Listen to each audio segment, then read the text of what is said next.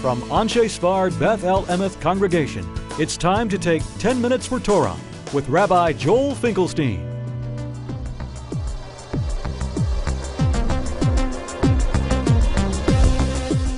Welcome to our discussion of Parshat Toldot, blind people and Mitzvot. For those who have impaired vision, we turn to Parshat Toldot because here we have Yitzchak Vatichenu Einav Merod. Yitzchak has such bad vision, he can't tell the difference between Yaakov and Esav. And it leads to an interesting question asked by the Kli Chemda, who was Reb Meir Dan Plotsky, who was an early 20th century, 19th century rabbi.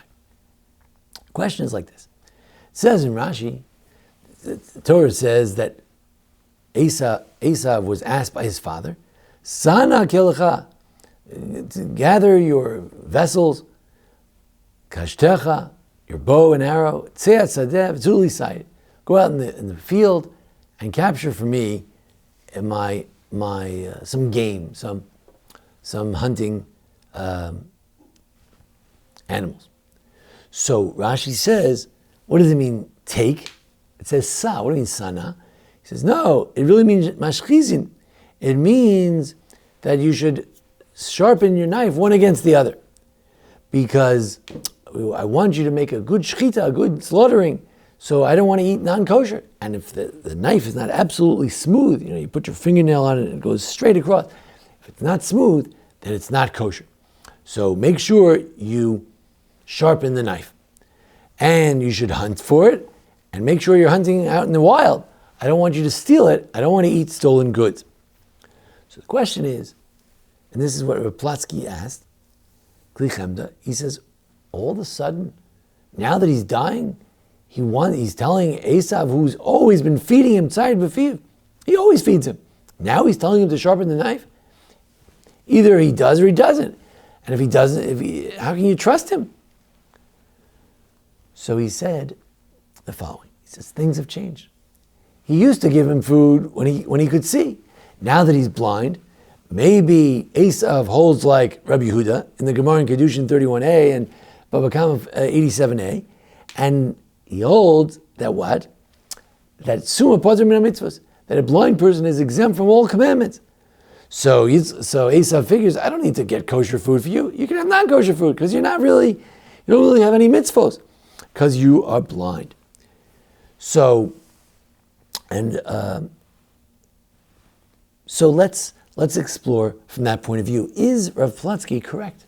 He's assuming that when we say that a blind person is exempt from mitzvot, he could do any mitzvot. He's exempt from all the mitzvot. He doesn't have to do even slaughtering. He could eat non-kosher. Really? Is that true? Is he exempt for that reason? One of the questions is the exemption from being blind, is it an exemption that's sort of a mystical, legal thing that he's exempt, period? Or is it really saying that he's somehow mentally incompetent? Did the rabbis view blind people, before Helen Keller and Braille and all that, maybe they viewed them as generally mentally incompetent? Now, there were rabbis, Rav Yosef and others, who were blind. They were aware that they could be intelligent, but maybe they thought it was like in a category with those who are deaf mutes and other people who have other disabilities, and perhaps they were exempt from that perspective. But in any event, what is their status? So the Gemara in Kedushin says that, Rav Yosef was blind, and he thought, if I would make a party for somebody, Yom HaTava, I'd make a big yontif, big party for everybody, if you could tell me that I was commanded, because I'd love to be commanded in all the mitzvahs. I don't want to follow Rabbi Yehuda. Then he said, no, I would rather, first he said, I would like to follow Rabbi Yehuda, that I'm exempt from the commandments. I'll make a big party for everybody because I would like to volunteer to do all the mitzvahs on my own. But then he realized, no, Rav Chanina said, it's better to be commanded and follow the commandment, because then you have a Yetzer Hara, as Toldot says, then if you don't feel like doing it, and you do it anyway. So he decided that it's better to be commanded, and he would like to be told that we do not follow Rabbi Yehuda, that he is obligated in the commandments.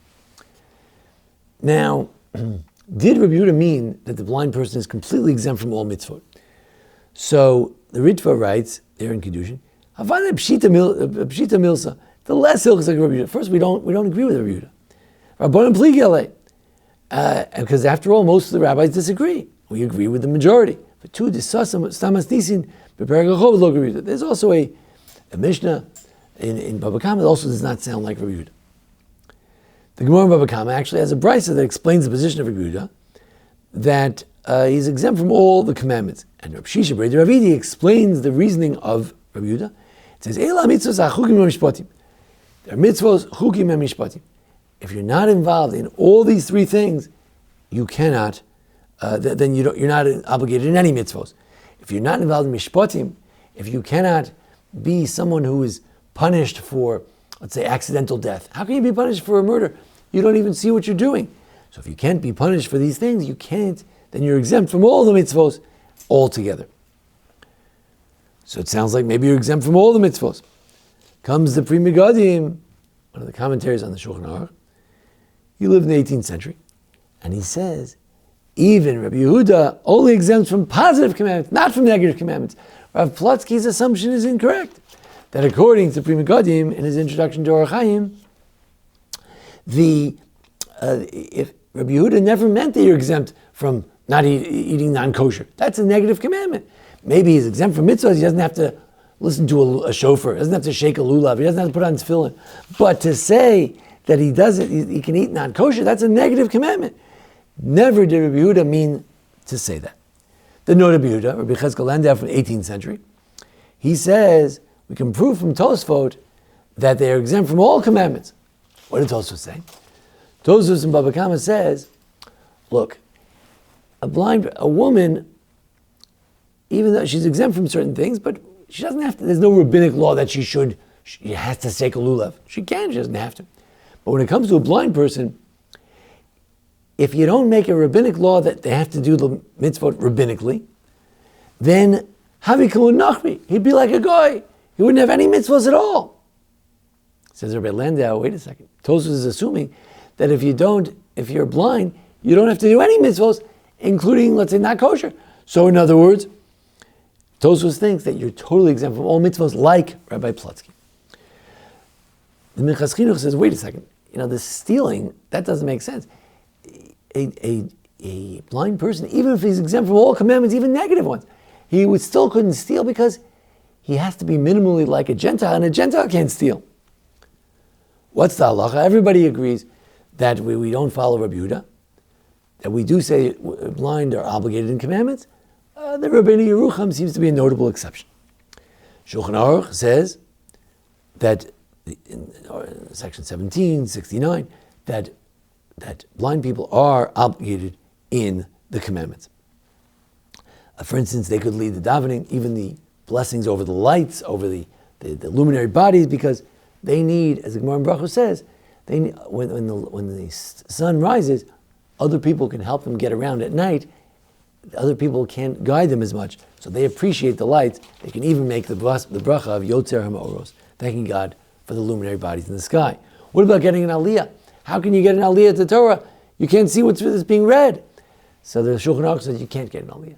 However, the Ramah, the Ashkenazic authority, says, look, nowadays, we don't read the Torah. Somebody reads the Torah, and I just say a blessing. So let's say I couldn't read Hebrew. Are you not going to give me an aliyah? I had a bar mitzvah. I know how to read the blessings over the Torah. I don't know. I can't follow the Baal Koreh to see what he's reading. So can you give me an aliyah? Yeah, that we do give aliyahs to people who can't read Hebrew. So if you give an aliyah to somebody who can't read Hebrew, what's the difference?